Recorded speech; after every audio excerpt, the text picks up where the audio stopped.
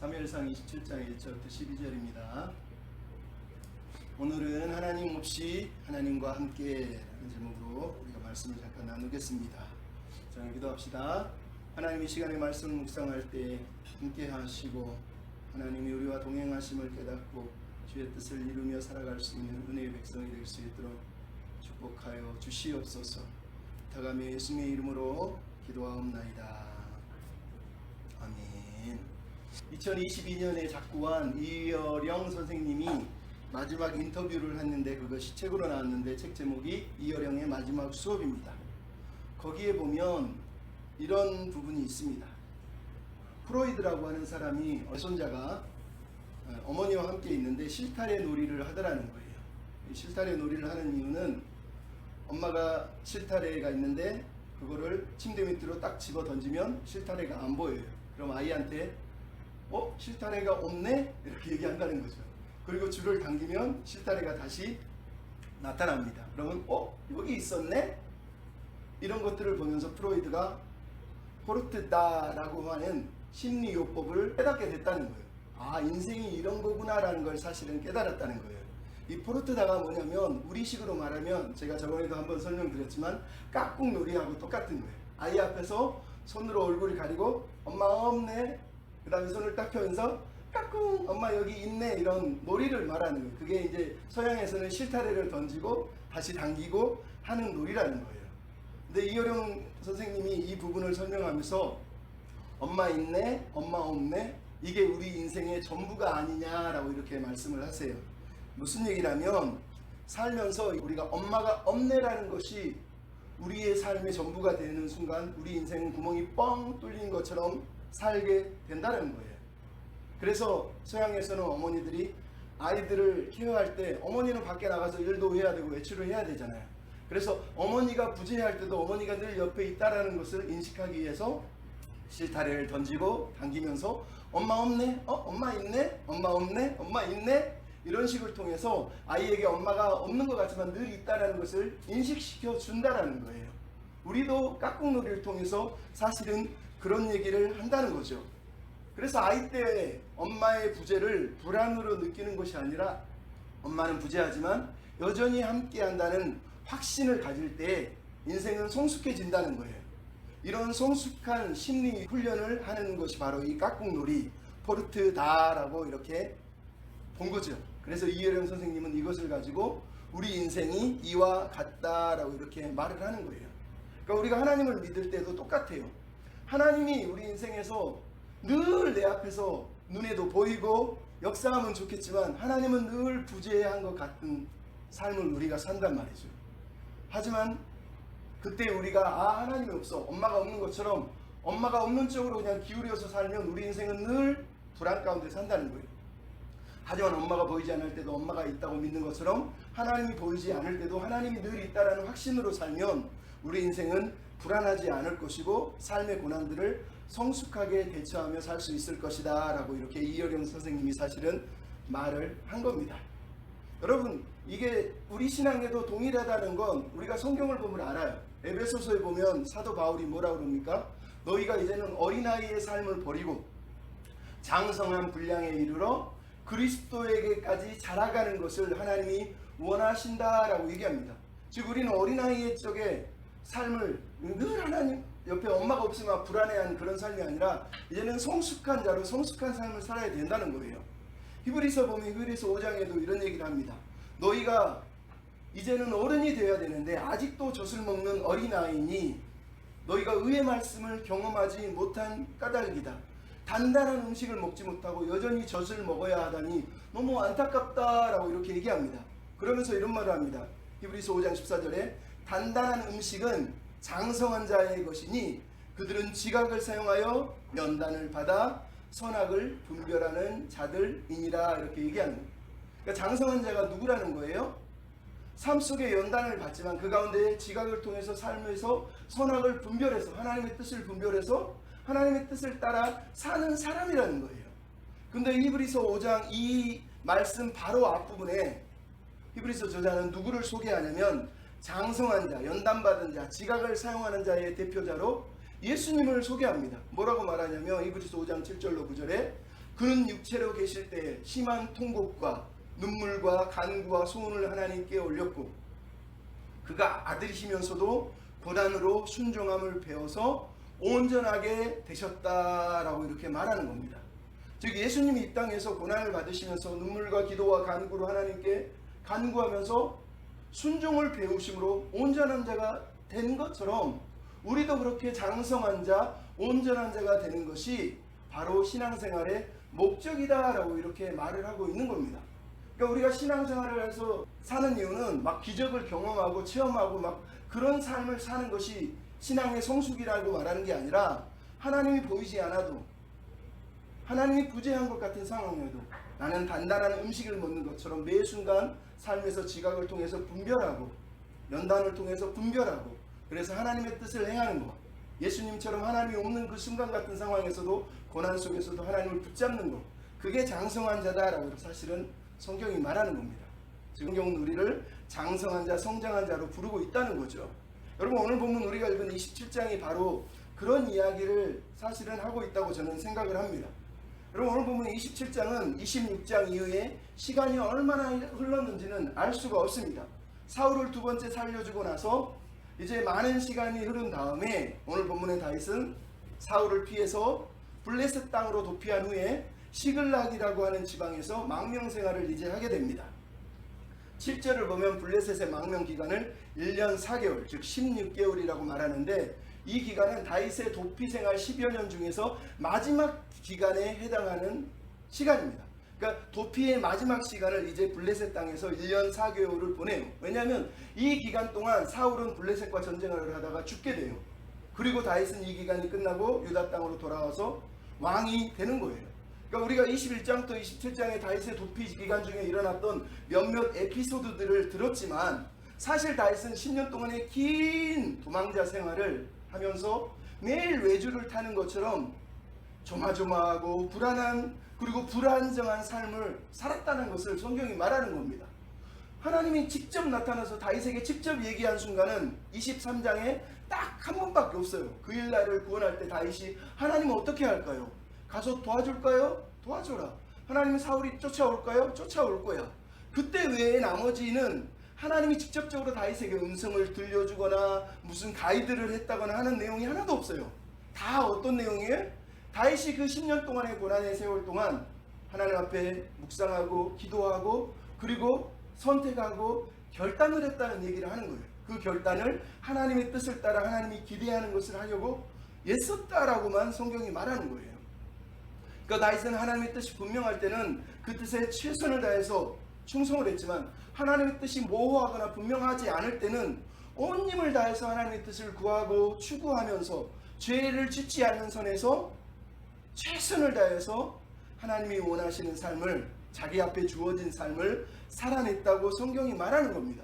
그게 다윗의 삶이라는 거예요. 근데 여러분 오늘 본문을 읽으면 놀랍게도 오늘 본문은 하나님에 대한 언급이 단 한마디도 등장하지 않습니다. 다윗이 하나님을 불렀거나 기도했다는 단어조차 등장하지 않습니다.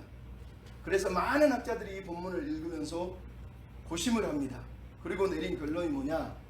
성경은 하나님에 대한 얘기를 하지 않는 장들은 대부분 그 주인공이 하나님에 대한 믿음을 잃었다라고 생각하는 경우가 있으므로 오늘 본문의 다윗은 블레셋에서 하나님에 대한 믿음을 잃어버리고 오직 인간적인 처세술로 생명을 연명하면서 살고 있는 것이다 라고 결론을 내립니다.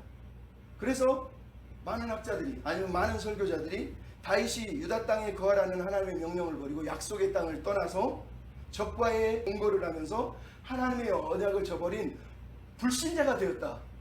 다윗의 인생에서 가장 밑바닥 생활, 즉 하나님도 없이 그냥 불신자로 살아버렸다. 인간의 처세술로만 이 시간을 버텼다. 이렇게 평가를 하는 겁니다. 물론 이런 평가가 우리가 오늘 본문을 읽어보면 외관상으로는 너무 그럴듯해 보입니다. 하지만 문제는 사무엘서 저자의 습관을 볼 때 과연 이런 평가가 정당하냐는 거예요. 여러분 우리가 지난주에도 봤지만 실례로 사울이라는 사람이 있고 아비새라는 사람이 있고 아브넬이라는 사람이 있고 그리고 전에는 도액이라는 사람이 있습니다. 이 사람들은 다 하나님에 대해 말을 합니다. 하나님에 대해서 기도를 합니다. 하나님에 대해서 언급을 합니다. 하지만 그들이 정말 하나님을 믿었습니까? 진정으로 그들이 하나님을 향한 믿음을 가지고 있었습니까? 성경은 그렇지 않다고 얘기를 하는 거예요. 그렇다면 다윗이 하나님에 대해서 언급을 하지 않는다 해서 하나님에 대한 믿음을 버렸다고 우리가 말할 수 있습니까? 그럴 수 없다는 거예요. 우리는 이미 21장에서 다윗이 블레셋 가드 왕 아기스 앞에 가서 거기서 미친 채 하면서 침을 흘리면서 간신히 생명을 구한 사건을 보았습니다. 거기에 다윗이 하나님에 대해서 언급하거나 기도했다는 내용이 있습니까? 한마디도 없습니다. 하지만 성경은 시편을 보니까 시편 56편에 하나님께 다윗이 그 순간 기도했다고 말하는 내용을 우리가 보게 된다는 거예요. 뿐만 아니라 우리가 19장을 생각해 보시죠. 19장 내용 7절부터 18절은 뭐가 나옵니까? 사울이 자신을 죽이려 가자 다윗이 피해서 자기 집으로 도망갑니다. 그리고 자기 아내가 다윗을 몰래 빼내고 다윗을 병든 것처럼 꾸며놓고 침대 위에 꾸며놓은 사건을 우리가 봅니다. 거기에도 다윗이 하나님을 언급하거나 하나님께 기도했다는 내용이 한마디도 등장하지 않습니다. 근데 우리는 놀랍게도 시편 59편에 다윗이 그날 사울이 자기를 체포하려고 온 날 하나님께 기도했다는 것을 성경이 들려주고 있다는 거예요. 그러니까 본문에 하나님에 대한 언급이었다고 다윗이 하나님을 버렸다, 믿음이 없다 라고 말할 수 없다는 거예요. 더 놀라운 건 오늘 본문의 시글락 생활 동안 그러면 다윗은 하나님에 대한 언급도 없고 기도도 없는데 혹시 하나님에 대해서 기도했거나 하나님을 찾았다는 시편이 있을까? 있습니다. 우리가 마지막에 살펴보겠지만 다윗은 그 순간에도 하나님께 기도했다는 거예요. 여러분 사실이 이와 같다면 오늘 본문을 읽을 때 하나님에 대한 언급이 있느냐 없느냐를 가지고 다윗의 신앙을 판단하는 것은 결코 정당한 것이 아니라는 거예요. 오히려 저자가 이 본문을 통해서 들려주려는 다윗의 신앙의 다른 관점을 우리가 생각해 보아야 되지 않느냐는 거예요. 또 하나 중요한 게 있습니다. 27장은 다윗이 하나님에 대해서 전혀 언급하지 않습니다. 그러나 하나님은 다윗과 함께 하셨다는 걸 우리가 이제 확인할 거예요. 근데 28장을 보면 28장은 사울이라고 하는 사람이 마지막 블레셋과 전쟁을 하기 전에 무당을 찾아가는 내용이 나옵니다. 근데 그 본문을 보면 사울이 하나님에 대해서 계속 얘기를 합니다. 근데 문제는 뭐라고 얘기하냐? 하나님이 응답하지 않는다. 내 인생에 하나님이 없다라고 고백하는 것을 봅니다. 그러니까 27장과 28장은 사울과 다윗을 극명하게 대조하고 있는 거예요. 다윗은 시글락에서 하나님에 대해서는 언급도 하지 않지만 여전히 하나님과 함께하는 겁니다. 하지만 사울은 28장에서 하나님에 대해서 수많은 얘기를 하고 있지만 사실은 하나님이 그 삶에 없다고 성경이 우리에게 들려주는 겁니다. 그러니까 이 27장과 28장의 대조를 통해서 신앙의 본질적인 것이 무엇인지를 저자는 우리에게 들려주고 있는 겁니다. 그래서 우리는 몇 가지 질문들을 통해서 다윗의 이 블레셋의 도피 생활의 의미가 무엇이고 신앙의 본질이 무엇인지를 우리가 추적해보고 생각해보았으면 좋겠습니다. 먼저 이 본문을 읽을 때 우리가 제일 먼저 떠오르는 생각은 다윗은 왜 블레셋 땅으로 도망갔을까, 망명했을까 하는 겁니다. 두 번째는 그러면 약속의 땅을 떠났는데 이것은 죄인가 라고 하는 겁니다. 세 번째는 다윗이 블레셋 도피 생활 중에 하나님에 대한 언급이 없는데 하나님은 그러면 다윗과 함께 하셨을까? 라고 하는 질문이 있죠. 네 번째는 다윗이 아기스를 통해서 시글락이라고 하는 땅을 받았는데 그 땅이 주는 의미는 무엇인가? 라고 하는 겁니다. 마지막 다섯 번째 질문은 다윗이 시글락에서 1년 4개월을 보내면서 행했던 그 삶의 의미가 무엇일까? 라고 하는 겁니다. 이 다섯 가지 내용을 우리가 살펴보기를 원합니다. 먼저 첫 번째 다윗의 도피 생활이 시작되는 1절부터 4절을 읽으면서 우리가 내릴 수 있는 결론은 하나님은 다윗과 함께 하셨다는 거예요. 다윗이 하나님에 대해 기도하지 않고 언급하지 않았을지라도 하나님은 함께 하셨다라는 겁니다. 여러분 앞에도 제가 설명을 했지만 27장은 26장 이후에 시간이 얼마나 흘렀는지 저자는 설명하지 않습니다. 단지 다윗의 마지막 도피 생활 1년 4개월 마지막 기간을 우리한테 들려주고 있는 겁니다. 수년 동안 다윗은 사울에게 쫓겨서 도망다니다가 이제 마지막 도피 기간에 블레셋 가드왕 아기스에게 망명하기로 결심했다라고 오늘 본문이 얘기합니다. 함께한 군사가 600명이면 저번에도 얘기했지만 600명은 장정 군사를 얘기하는 겁니다. 그러므로 어린아이, 또 여자들, 노인들을 생각하면 숫자가 1000명에서 2000명 정도 되는 거대한 공동체라고 하는 것을 우리가 알 수 있습니다. 3절에 가드에서 아기스와 동거했다라고 말하는데, 이 말은 가드왕 아기스에게 찾아가서 잠시 동안의 체류를 말하는 것이고, 이제 5절부터는 시글락에서 살았던 1년 4개월을 우리에게 들려주고 있는 겁니다. 근데 오늘 본문에서 다윗이 도피한 이유는 1절 4절에 분명하게 언급되고 있습니다. 다윗은 사울의 계속되는 추적에서 벗어나기 위해서 블레셋으로 피한 것이고, 그 소문을 들은 사울이 이제 더 이상 다윗을 추적하지 않기로 했다라고 4절은 마무리를 합니다. 다시는 수색하지 않았다는 거예요. 그럼 왜 다윗은 쫓지 않죠? 우리가 이미 26장 19절에 다윗이 염려했던 내용, 다른 땅으로 도망갔다는 건 다른 신을 섬기는 존재가 됐다는 거예요. 너는 이제는 이방인이 됐어. 그런 의미에서 사울은 다윗을 더 이상 쫓지 않기로 결정을 한 겁니다. 여러분, 먼저 여기서 우리가 느끼는 황당함이 뭐예요? 사울이라고 하는 사람이, 지난주도 얘기했지만 사울은 다윗 앞에서 26장에 막 자책을 하고 눈물을 흘리며 내가 잘못했다, 내가 큰 잘못을 했어 그러면서 미안해 막 이러면서 울면서 회개한 것 같은 이 사울이 그 이후에도 계속해서 다윗을 추적했다고 말하는 거예요. 수없이 다윗을 쫓아다니고 수색했다라고 말하는 겁니다. 이게 사울이에요. 깨어지지 못한 교만한 인간의 그 감정, 그 결단들이 얼마나 험한지를 다시 한번 우리가 느끼게 하는 거죠. 다윗은 이런 모습을 보고 어땠겠어요? 자기를 죽이려고 하는 그 살을 멈추지 않는 이런 사울을 보면서 다윗은 지금 지쳐가고 있는 겁니다. 아무리 하나님의 마음으로 용서해주고 하나님의 뜻을 들려주고 그리고 하나님 뜻대로 살고 있으니 당신도 그렇게 살라고 얘기를 해도 전혀 듣지 않는 사울의 이 고집과 집착 앞에서 다윗은 버틸 수가 없었던 거예요. 그래서 그는 떠나기로 결정했다라고 얘기하는 겁니다. 여러분, 우리가 신앙생활 하면서 마음이 맞는 사람과 함께하는 건 참 행복한 거예요. 하지만 누군가가 하나님의 뜻도 외면하고 고집스럽게 나를 죽이려고, 끝없이 나를 죽이려고 하는 그런 순간에 우리가 거기 있는 건 내 영혼을 죽이는 거하고 똑같은 거예요. 인간적인 연민 때문에, 사람들과의 관계 때문에 그 자리를 버티고 있는 것은 너무너무 어리석은 짓입니다. 그때는 그 자리를 떠나는 게 맞는 거예요. 그게 하나님이 기뻐하시는 일이기도 해요. 여러분, 중요한 건 오늘 본문에서 다윗이 떠났는데 이 떠난 결정이 그저 상황에 떠밀린 단순한 결정이 아니라는 거예요. 우리가 1절을 보면 뭐라고 그럽니까? 다윗이 그 마음에 생각하기를 이라고 써 있습니다. 근데 이 단어가 레브 아마르라고 하는 단어인데 사무엘상에서 한 번 더 등장하는 곳이 있습니다. 그게 어디냐면 사무엘상 1장 13절입니다. 한나가 분인나가 막 애를 못 낳는 자기를 막 조롱하는 그 순간에 성전에 들어가서 기도합니다. 그리고 13절에 보면 한나가 속으로 마음으로 말하매라고 할 때 바로 이 단어를 쓰고 있는 겁니다. 한나가 그때 마음으로 말했다는 게 무슨 뜻이에요? 하나님 앞에 간절히 기도했다는 거예요. 입으로 중얼거리면서 막 떠드는 거라고 엘리 제사장은 얘기했지만 한나는 하나님께 기도했다라고 말하는 겁니다.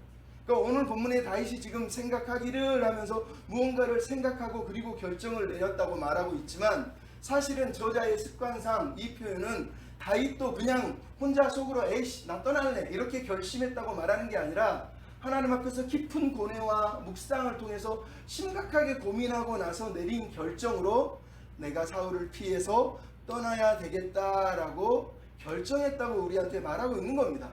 그러니까 다윗은 그저 자기 편하자고 어떤 편함을 선택한 것이 아니라 하나님 앞에서 고민하고 기도하고 그리고 깊이 생각해 보고 나서 선택했다고 말하는 거예요.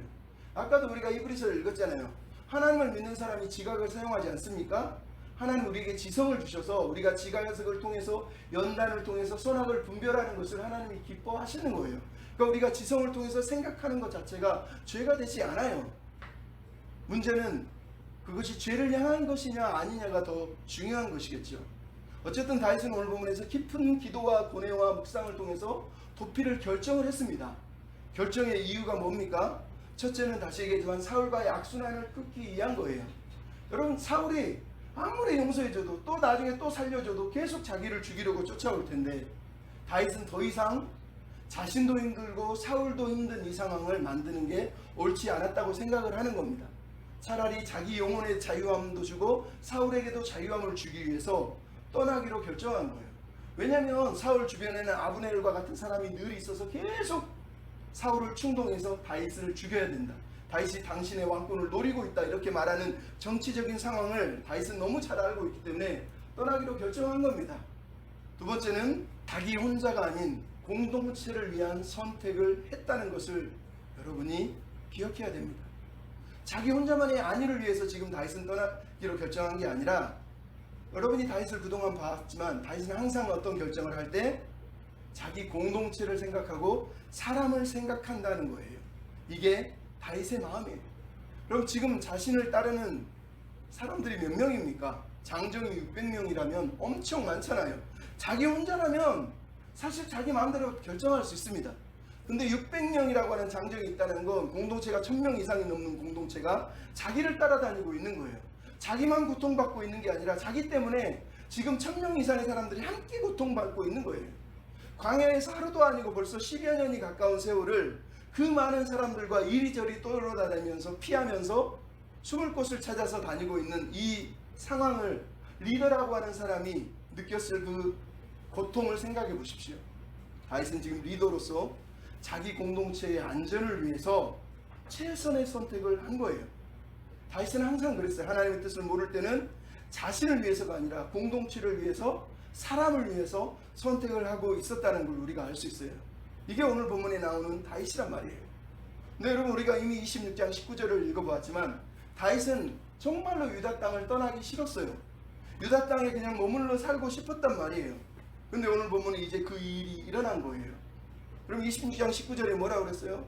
사람들이 나를 쫓아내려고, 다른 신을 섬기게 하려고 나를 여호와의 기업에서 쫓아내고 하는 것인데 나는 그게 너무 싫습니다. 제발 나를 쫓아내지 말아 주십시오라고 사울에게 간절히 요구한 이유가 바로 이것 아닙니까? 다시 말하지만 이 말은 다윗이라고 하는 사람이 이스라엘 사람인데 다른 나라로 감으로 해서 너는 이제 다른 신을 섬기는 자가 되는 거야 라고 사람들이 생각했다는 것이지 다윗이 그렇게 믿었다는 건 아니에요. 하지만 그 조롱, 그 수치스러운 조롱은 다윗은 원치 않았다는 거예요. 근데 결국은 사람들이 다윗을 블레셋 땅으로 지금 몰아내버린 거예요. 그래서 다윗은 사람들에게 비록 조롱은 당하겠지만, 너무 억울하겠지만 그래도 떠나기로 결정을 했다는 겁니다. 그럼 여러분, 이제 물어봅시다. 두 번째 질문. 다윗이 블레셋으로 간 것이 죄입니까? 여러분, 이 선택의 이면에 있는 신앙의 진실이 무엇인지를 우리가 고민을 해봐야 됩니다. 우리는 이미 22장 5절에 보면 선지자 갓이 모압 땅에 살고 있는 다윗을 찾아와서 너 유대 땅으로 들어가라 라고 하는 하나님의 명령을 받고 다윗이 유대 땅에 들어왔다라는 것을 알 수 있습니다. 근데 그가 다시 이 유대 땅을 떠나고 있는 겁니다. 그리고 이게 쉬운 선택이겠습니까? 우리가 쉬운 말로 하잖아요. 눈에서 멀어지면 마음에서도 멀어진다. 하나님의 성소가 없는 곳, 예배처가 없는 곳에 밀려나가는 다윗의 마음, 얼마나 아프겠습니까? 생이별과 같은 느낌을 다윗은 가지고 있는 거예요. 마치 하나님 앞에서 쫓겨난 것 같은, 즉 하나님 없이 살아야 된다고 다윗은 지금 생각하고 있는 겁니다. 그래서 다윗은 26장 19절에서 나를 쫓아내지 말아달라고 사실은 얘기한 거예요.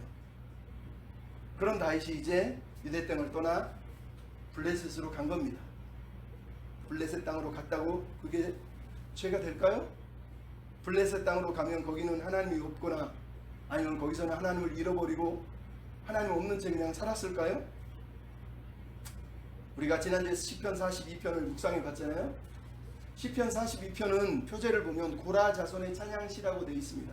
하지만 저자는 모든 학자들이 다윗이라고 얘기합니다. 즉 고라라고 하는 고라 자손은 찬양대란 말이죠. 그러니까 다윗이 지은 시를 통해서 찬양대를 조직해서 다윗의 시를 성도들에게 찬양하게 만든 거예요. 즉 다윗의 시가 바로 시편 42편이라는 걸 우리가 알 수 있단 말이죠. 근데 그 배경을 보면 뭐가 나오냐면 다윗이 노년에 압살롬에게 쫓겨서 도망가던 때에 지은 시라는 걸 우리가 알 수 있습니다. 하지만 시 전체를 읽어보면 지난주에도 얘기했지만 다윗은 단지 압살롬에게 쫓겨서 도망가는 그것만 생각하고 쓴 게 아니라 이전부터 하나님 앞에서 쫓겨난 것 같은 상황을 지냈던 그 경험들 때문에 그 경험들이 통합해서 쓰여진 게 시편 42편이에요. 그러니까 다윗은 젊어서는 사울 때문에 블레셋 땅 타국으로 쫓겨나야 했고, 늙어서는 자기 아들 압살롬 때문에 예루살렘에 있는 하나님의 성전이 있는 그곳에서 쫓겨나서 다른 지역으로 도망가면서 느꼈을 황망함을 고백한 시가 시편 42편이에요. 그 시편 42편, 먼 타국으로 쫓겨나서 이제는 성소도 없고 예배할 곳도 없는 곳에서, 예전에는 성일에 성도들과 함께 예배하면서 하나님을 섬기는 그때 그 기억들을 기억하면서 이제는 네 하나님이 어디 있느냐고 조롱하는 그 사람들 사이에서 힘겨워했던 그 다윗, 너무 마음이 괴로웠다고 하는 그 다윗. 근데 그 다윗이 시편 42편에서 5절 11절에 후렴구가 두 번 등장하죠. 그 내용이 뭡니까? 내 영혼아, 내가 어찌하여 낭망하며 어찌하여 불안해하는가? 너는 하나님께 소망을 들라. 그가 나타나 도우심으로 말미암아 내가 여전히 찬송하리로다. 이게 다윗의 마음이에요. 그는 타 지역으로 쫓겨나서 예배할 수 없는 곳으로 갔지만 거기서 그는 자기에게 얘기한 거예요. 하나님을 바라보자. 하나님을 바라보자. 낭망하지 말고 하나님께 소망을 두자. 하나님이 나타나서 도우실 거야 라고 기도했다고 성경이 우리한테 말하는 거예요. 이 도망자 다윗이 타국에서 드린 이 기도를 이스라엘 백성들의 노래로 승화시킨 것이 시편 42편이에요. 그래서 표제가 고라 자손의 마스길은 교훈, 가르침의 시, 가르침의 노래라는 뜻이에요. 그러니까 이 말이 무슨 얘기예요? 이스라엘 사람들에게 말하는 거예요.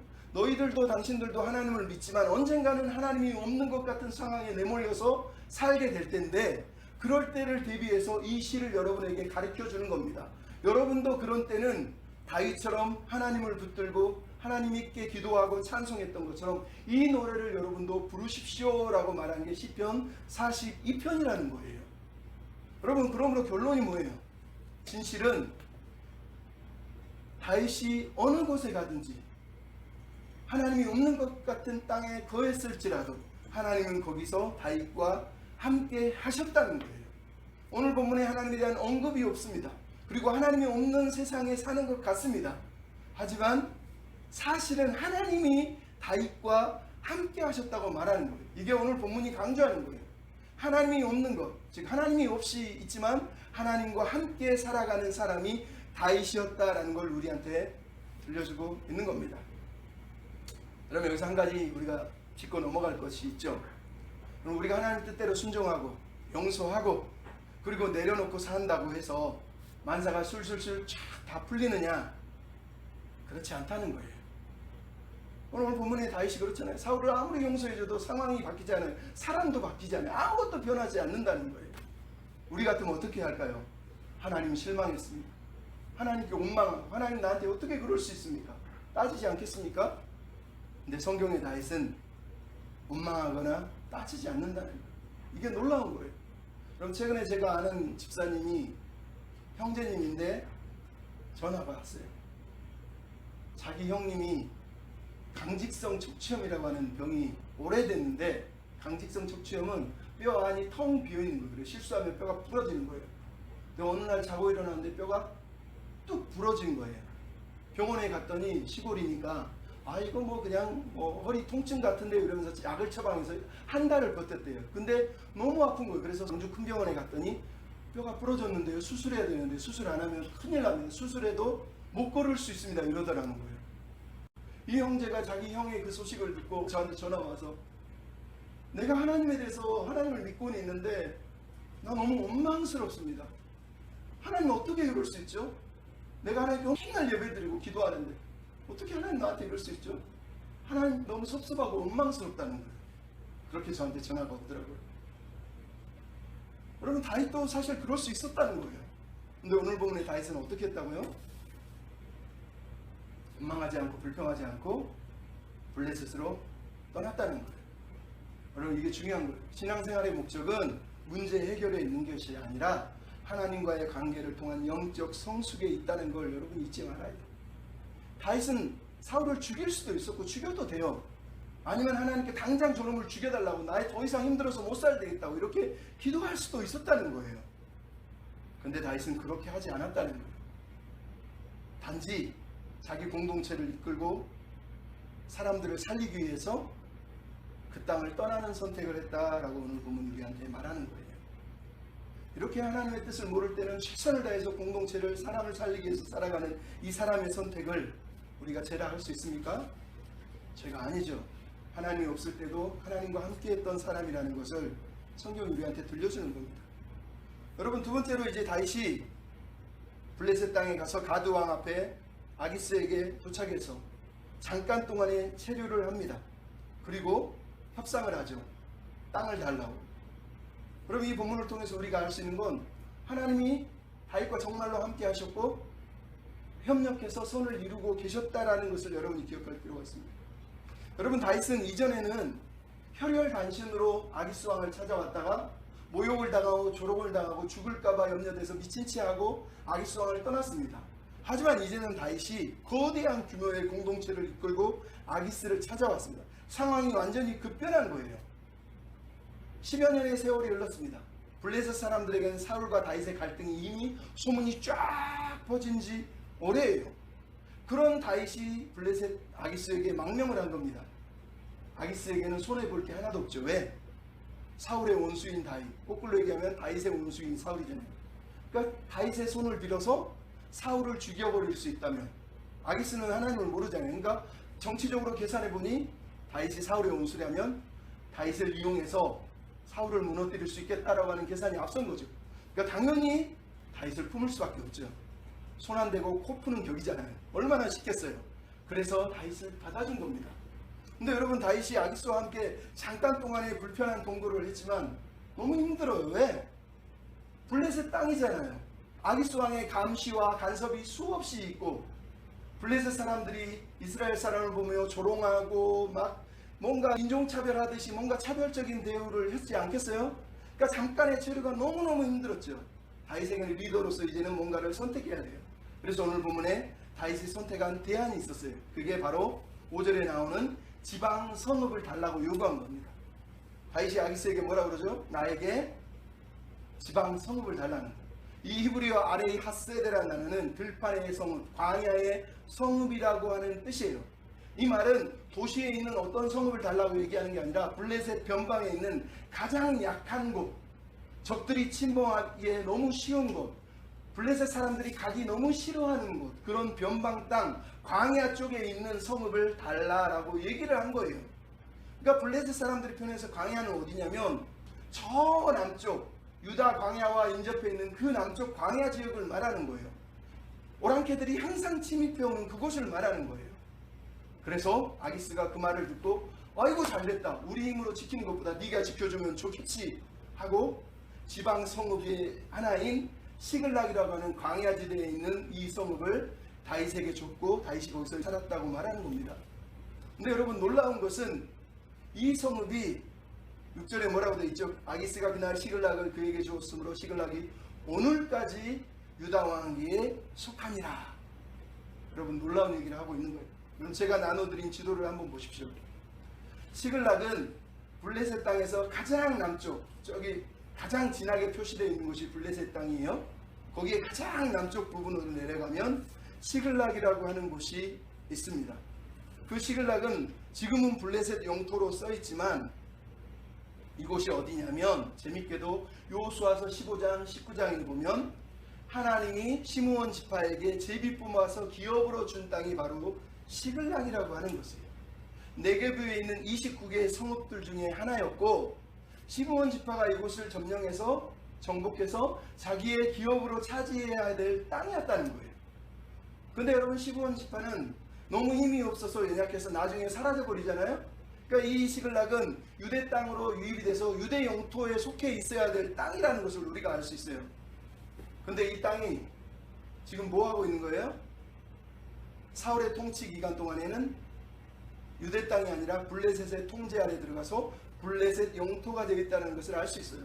근데 이방 땅으로 넘어간 이 시글락이 지금 다시 유대 땅으로 넘어왔다고 우리한테 말하는 거예요. 마침내 하나님이 약속한 기업의 땅이 다윗 때문에 다윗에게 주어짐으로 회복됐다고 말하는 거예요. 그래서 저자가 6절에 뭐라고요? 오늘까지 유다 왕에게 속했다. 여기 유다 왕은 다윗을 말하는 것 아닙니까? 다윗 때문에 이방 땅으로 넘어갔던 시글락이 하나님의 영토, 하나님의 땅으로 다시 회복됐다고 말하는 거예요. 이 오늘까지가 여러분 성경에서 요수아에서 항상 언급하는 오늘까지 아닙니까? 하나님이 오늘까지 역사하셔서 오늘까지 하나님의 땅이 되게 하고 하나님의 살아계신 증거가 됐다라고 말할 때마다 요수아서는 오늘까지를 강조합니다. 요수아 4장에서는 돌단을 쌓고 오늘까지 하나님이 이 요단강을 건너게 하셨다. 요수아 6장은 희생 라합을 살려주고 여리고를 무너뜨리면서 오늘까지 그들이 여기 살아있다. 8장에서는 이성의 돌무더기를 쌓고 오늘까지 여기 하나님이 함께 하시다. 10장 왕들을 죽이고 나서 돌무더기를 쌓고 11장은 북쪽 왕들을 쌓고 오늘까지 14장은 헤브론을 갈렙이 취하고 오늘까지 계속 강조하는 오늘까지 뭐예요? 하나님이 오늘까지 역사하신 이야기를 강조하는 겁니다. 그러니까 여러분 오늘 본문에서 아기스의 의도가 아니었지만 결국은 하나님은 다윗을 이곳으로 보내셨고 다윗과 함께 하셨고 하나님의 약속을 여기서 이루고 계셨다고 우리한테 말하는 거예요. 다윗은 블레셋으로 피한 것인데 놀랍게도 블레셋 땅 시글락이 하나님의 약속하신 땅이었고 그 약속의 땅이 드디어 하나님의 영토가 됐다고 말하는 거예요. 다윗은 그냥 도망가는 자로 하나님 없는 곳으로 쫓겨나는 줄 알았는데 하나님은 거기서도 함께 계셨고 약속하신 선하신 뜻을 그곳에서 이루고 계셨다고 우리한테 말하는 겁니다. 여러분 이처럼 하나님은 유다 땅에만 머무시는 분이 아니라 다윗이 밟는 땅 어디에서든지 하나님은 함께 하셨다라고 말하는 거예요. 우리가 예배자라고 하는 찬양 가사에 나오는 게 그거 아니에요? 내가 밟는 모든 땅 주를 예배하게 하소서. 내가 선 이곳이 거룩한 곳 되게 하소서. 우리가 찬양하는 그 내용이 바로 이 내용 아닙니까? 다윗은 도망가듯이 쫓겨간 그곳이 하나님의 약속의 땅이었고 하나님의 기업이었다고 오늘 본문이 우리한테 들려주는 겁니다. 마지막으로 여러분 그렇다면 이 시글락에서 다윗의 삶은 어떠했으며 그 삶의 의미는 무엇일까요? 우리가 이 본문을 읽으면 다윗은 하나님의 뜻을 이루면서 왕의 사명을 감당하고 있었다는 걸 우리가 보게 됩니다. 먼저 여러분 8절에 다윗의 시글락 생활이 등장을 합니다. 뭐가 나옵니까? 시글락에 사는 동안에 남쪽 지방 광야 남쪽에 있는 세 족속 그슬, 기르스, 아말렉 사람을 침략했다고 말하고 있어요. 제가 나눠드린 지도에 보면 맨 밑에 애굽으로 가기 전에 마지막 그 끝부분에 있는 광야 끝자락에 있는 족속들이 그슬, 기르스, 아말렉 족속이라는 거예요. 더 흥미로운 건 이 족속들이 속한 땅이 하나님이 약속하신 약속의 땅의 경계라는 거예요. 창세기 15장 18절에 하나님이 아브라함에게 뭐라고 그러냐면 애굽 강에서부터 큰 강 유브라데까지 너희 자손에게 주겠다고 그랬어요. 그러니까 지금 여기 그술, 기르스, 아말렉 사람이 거하는 땅은 애굽강 위쪽에 있는 하나님이 약속한 땅이라는 걸 알 수 있어요. 그래서 여러분 요수아 13장에 보면 아직 정복되지 않은 땅을 13장 2절 3절에 말하는데 이렇게 써 있어요. 아직 정복하지 않은 남은 땅은 이러하니 블레셋 사람의 지역과 그술 족속의 지역과 애굽 앞 시올 시내에서부터 가나안 사람에게 속한 지역 남쪽 아이 족속의 땅과 이렇게 얘기합니다. 아이 족속은 블레셋 땅 바로 밑에 있는 블레셋 사람의 내geb이라고 써 있는데 그 밑에 있는 지역이 아이 족속의 땅이에요. 그러니까 지금 이 족속의 땅들은 다 어디라는 거예요? 요수아에서 보면 하나님이 주신 기업이었고 이스라엘이 차지해야 했던 땅이었다고 말하는 거예요. 사울은 한 번도 이 땅을 차지하려고 애쓴 적이 없는데 다윗은 지금 이곳에 가서 뭐를 하고 있다는 거예요? 요수아 13장에서 약속했던 그 약속의 땅 기업을 차지하고 다스리는 일에 열심을 냈다라고 우리한테 말하고 있는 겁니다. 재미있는 건요, 이 지역 그술, 기르스, 아말렉 족속이 차지한 땅은 남북 교역로가 있는 곳입니다. 그러니까 블레셋에서 남쪽 애굽으로 가기 위해서 교역로가 있는 길이 바로 이 길이에요. 그러니까 이 세 족속은 여기서 오랑캐처럼 이 교역로를 차지하고 늘 약탈을 했기 때문에 유다 족속들이 애굽으로 장사를 하러 가거나 할 때도 이 교역로에서 이들이 막아섰기 때문에 유대 사람들은 항상 생업에 위협을 당했고 또 이들은 오랑캐처럼 유다 남쪽에 있는 광야를 쳐들어왔기 때문에 유대인들은 항상 위기 가운데 살았다는 것을 우리가 알 수 있단 말이죠. 근데 다윗은 거기서 뭐를 한 거예요 지금?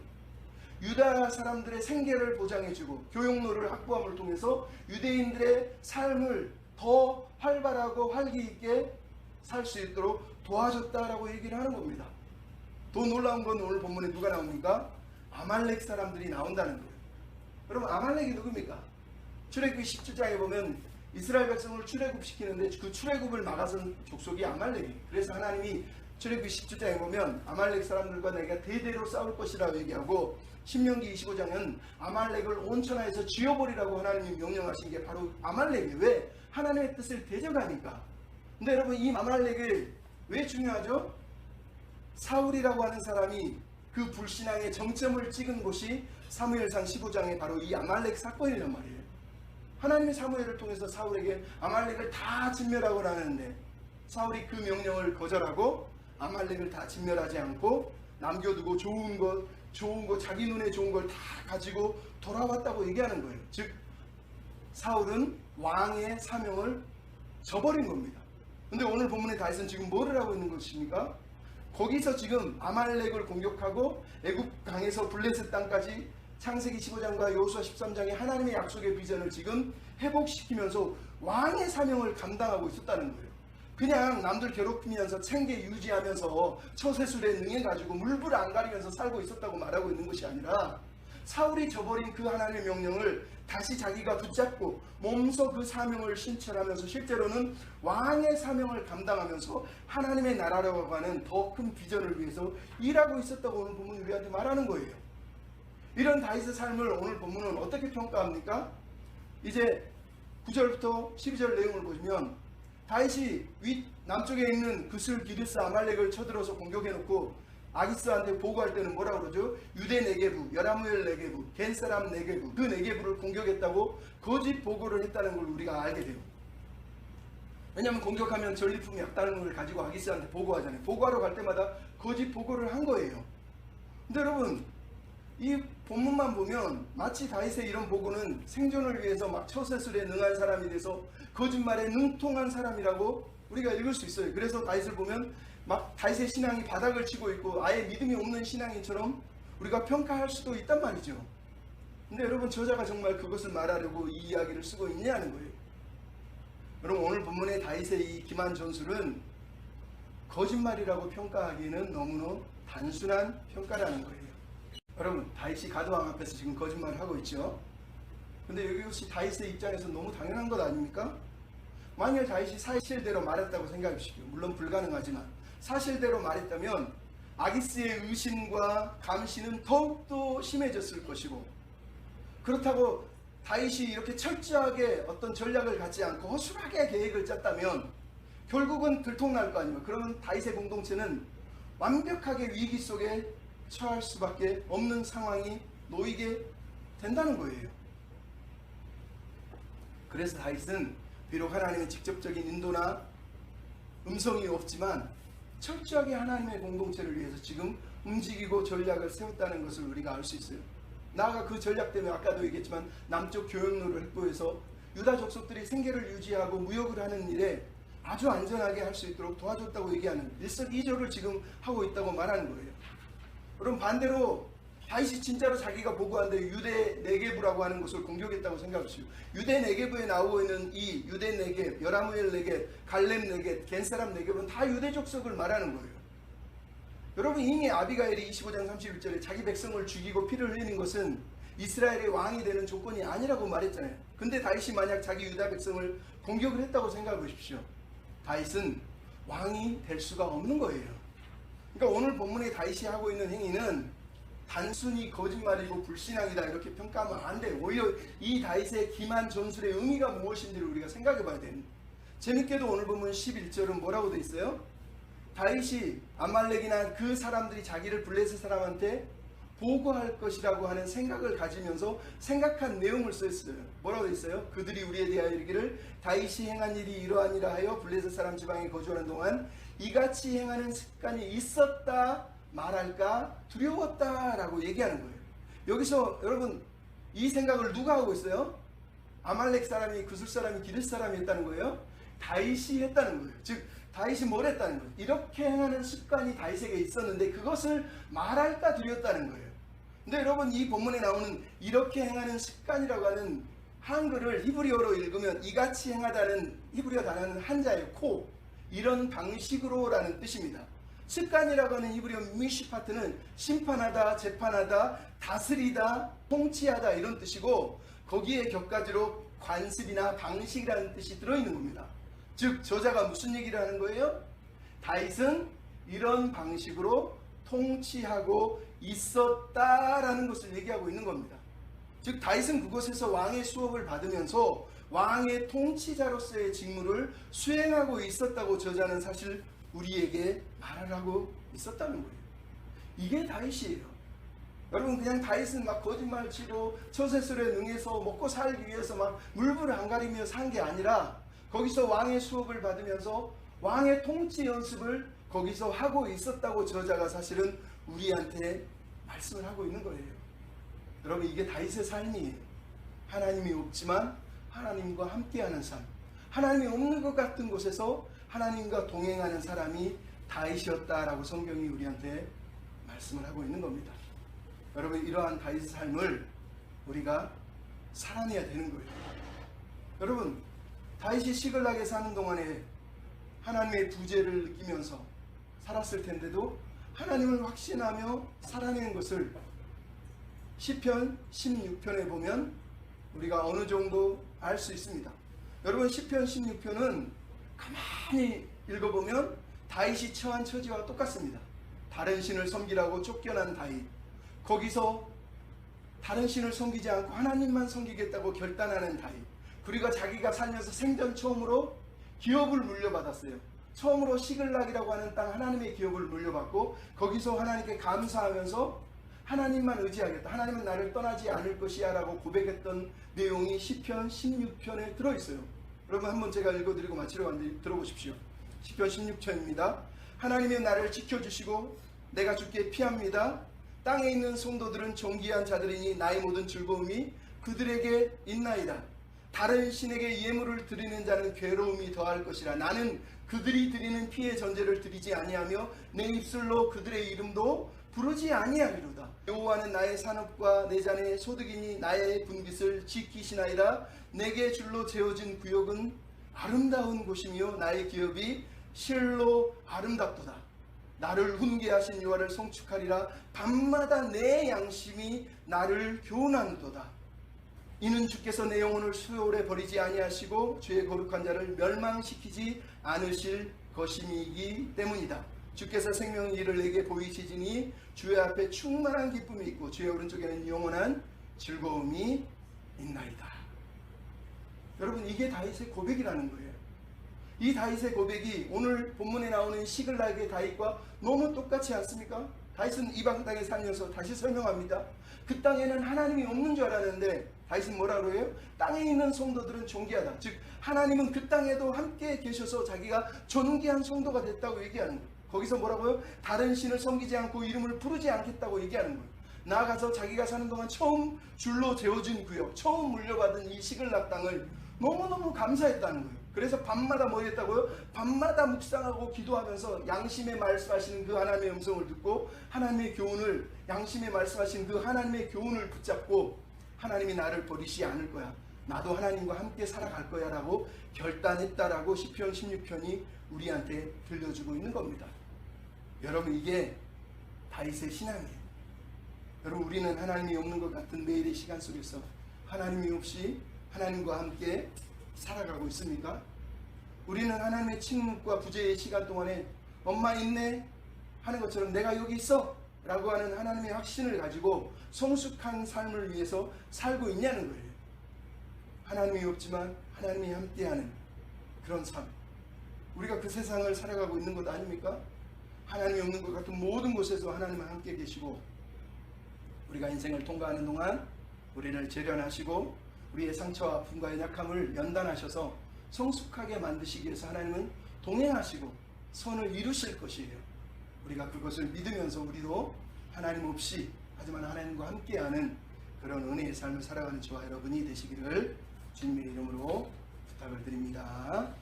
아멘.